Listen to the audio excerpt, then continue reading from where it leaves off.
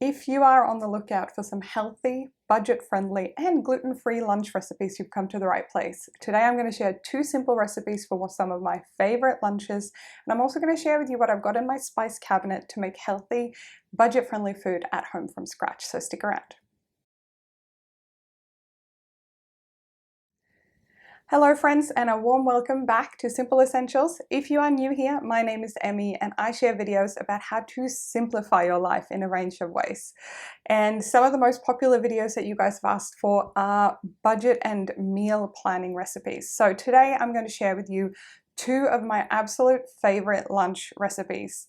One of these is a soup and the other one is a salad. And these are my go-to meal preppy guys if we have a really busy week. As you might know if you've watched some of my previous videos, all my meal prep is gluten-free because my partner is gluten-free, and quite frankly I'm too lazy to cook different food for him and for me. So when we meal prep, and we often do this together as well, so when we meal prep we often batch cook for a couple of days as well. So in today's video I'm going to share that with you, and I'm also going to share with you some of the basic things that I think you should have in your spice cabinet, because a key thing for me at least is flavor and seasoning. And I've talked before about how I often use stock cubes or broth to get, for example, rice and other things to get a bit more flavor as you're cooking it. So that's a really good trick to have some of that in your cabinet. But the other thing is to make sure you have a stocked spice cabinet. And even if you are on a budget, you can add 1 or 2 spices a month or every couple of weeks. And the good thing about that is they last for a really long time. So I'm going to share with you what I've got in my spice cabinet as well. So let's dive into the meal prep and what we're going to be cooking today. So let's dive straight into this week's recipe. So we're going to start with the lentil soup. It's one of my favorites. So you need some vegetable broth, some carrots, some celery, some onion, as much garlic as you prefer.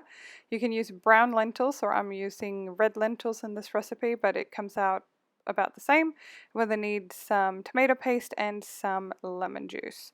So I actually decided to film this video after I've already chopped up the stuff you see there in the background, but just getting on to cutting up the onions reasonably small. So you're going to blend this soup with a stick blender, or it's what I tend to do at the very end.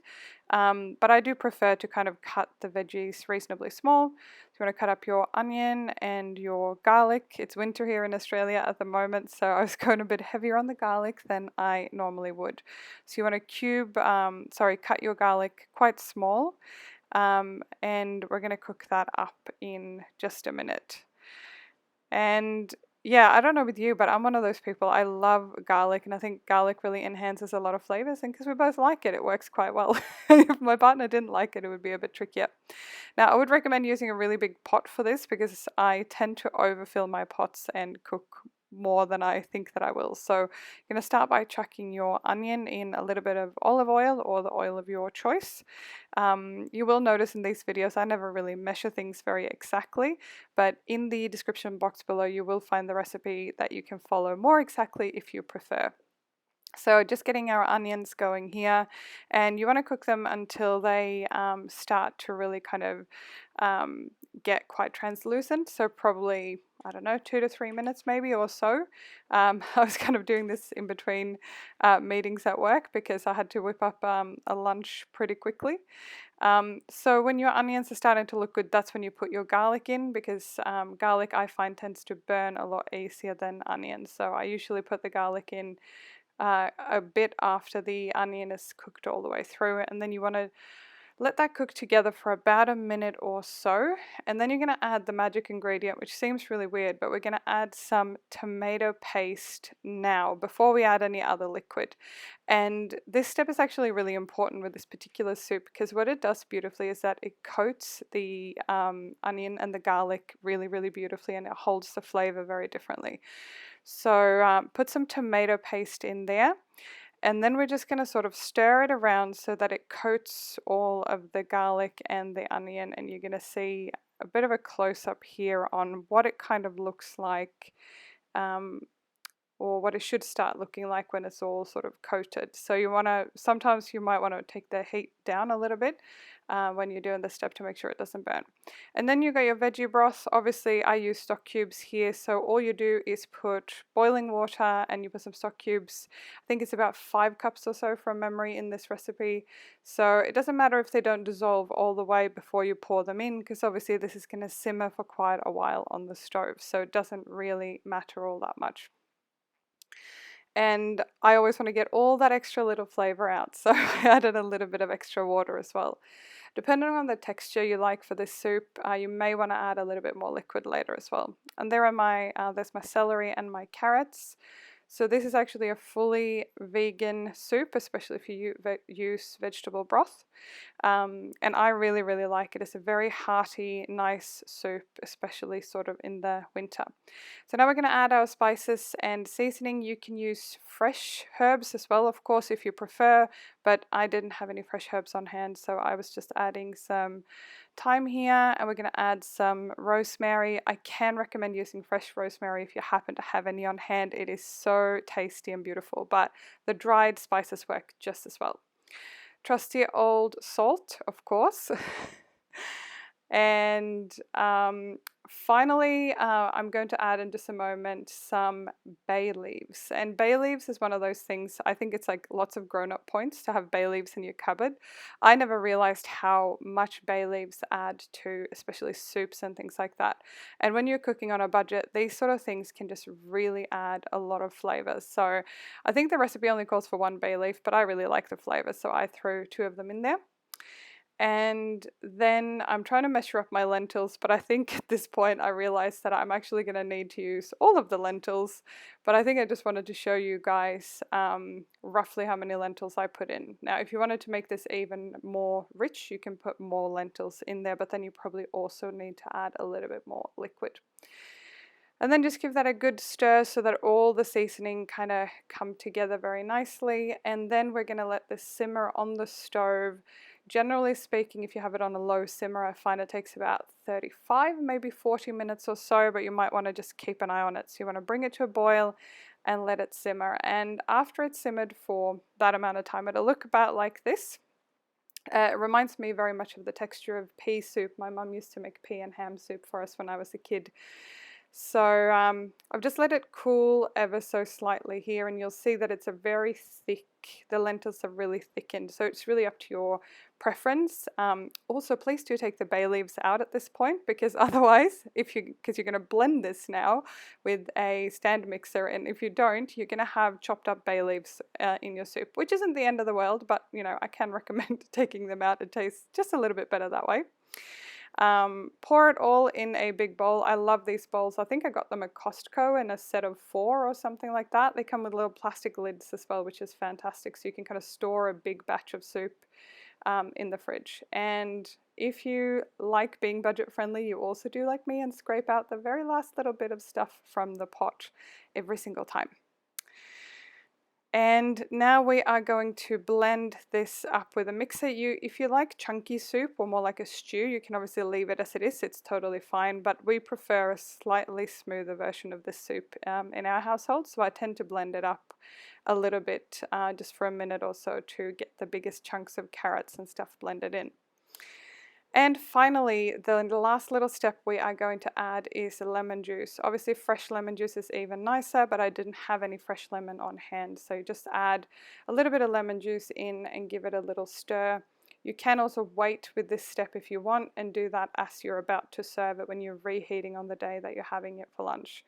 This soup is really beautiful as it is, or with a piece of bread or something like that. I can highly recommend this. It's very inexpensive and it is so, so beautiful. So I can highly recommend that you cook this and let me know how you like it.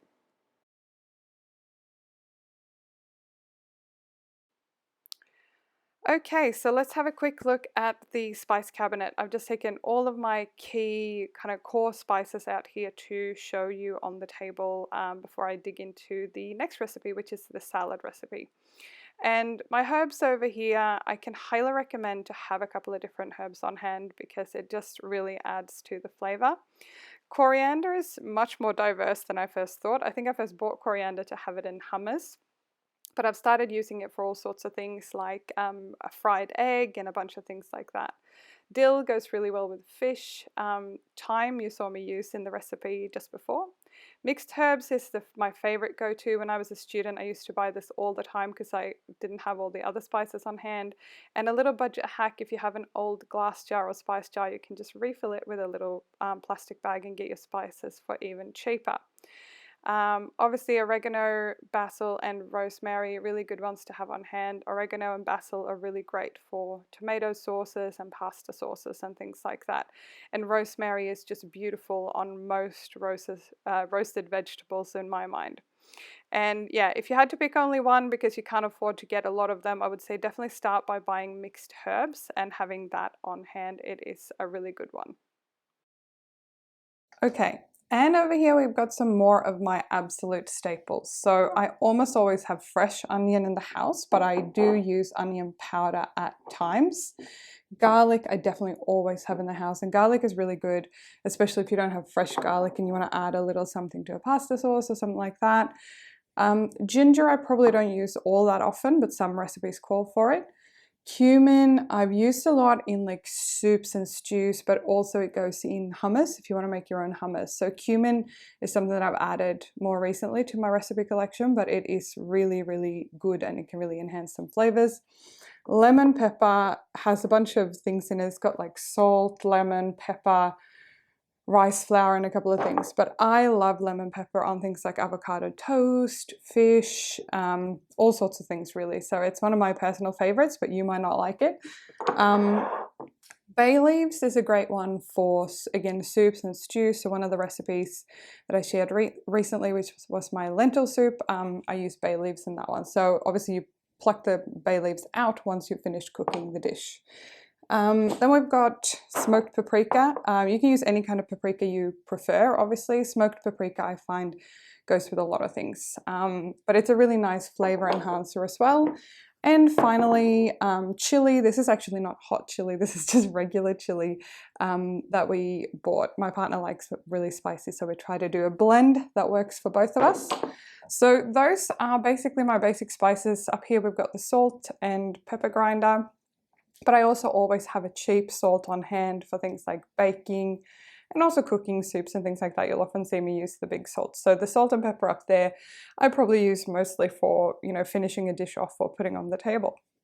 But there you go. It is not a huge spice collection. I do have some other more bespoke spices put away in another cupboard, but this, along with stock cubes or bouillon cubes, is what I use 99% of the time. And as you can see, if you buy one a week or one a fortnight, it adds up pretty quickly. So you're going to have a really nice, well-functioning spice cabinet for your budget cooking. So we're on to the last and probably my favorite recipe, which is a really simple quinoa and black bean salad. So all the ingredients are here on the table in front of me. And you can obviously find this one linked in the description box below as well. And the great thing about this is that you can use these ingredients that I use, but you can also substitute a couple of things. So for example, in this particular recipe, I was running a bit low on frozen corn, so I added a little bit more celery instead. But yeah, you're going to start by cutting up your capsicum or peppers or whatever you call them in the part of the world where you live. So you want to cut them up fairly small because this is obviously a salad. And the greatest thing about this salad is that it lasts so well in the fridge because you don't use green leafy bits. Now, I sometimes put the celery leaves in afterwards, so that's why I'm keeping them there to the side. But the good thing about it is that it doesn't have any lettuce in it, which means it lasts really, really well in the fridge. I've had it for up to 4, maybe even 5 days if you had to stretch it. So just a really good one to prepare, and this one goes really well in summer. I've brought this to barbecues and things like that, and people have loved it as well. So I haven't actually tried it with a lot of kids though, but maybe that's my next experiment. So I was a bit low on corn, but that's my pre-cooked quinoa, and I'm going to put all my veggies in there. You'll see me moving the knife in just a second because I realized I was running out of space on my cutting board. So in goes all of the vegetables, and then the next step is to grate the carrots. And this is actually so that the vinaigrette that we're going to make a little bit later actually really soaks up into the salad very well. So even if it is annoying to grate carrots, it's probably one of my least favorite things to do when it comes to salads, it is well worth doing.